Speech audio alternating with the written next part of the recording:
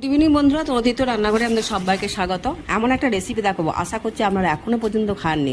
আপনারা ছানার জিলাপি খেয়েছেন, কলার ডালের জিলাপি খেয়েছেন, তালের জিলাপি খেয়েছেন কি না এখনো খাননি? চলুন আমি আজকে দেখিয়ে দিই।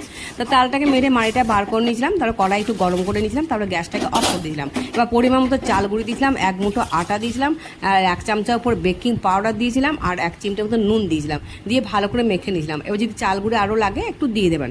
তবে এরকম লম্বা লম্বা করে এরকম লেচিটা কেটে নিয়েছিলাম, সরু সরু করে কাটলাম, কেটে এবার জিলাপির আড়াই পেঁয়াজ দিয়ে দেবেন। এইদিকে একটু ওদিকে একটু ঘুরিয়ে দিলেই হবে।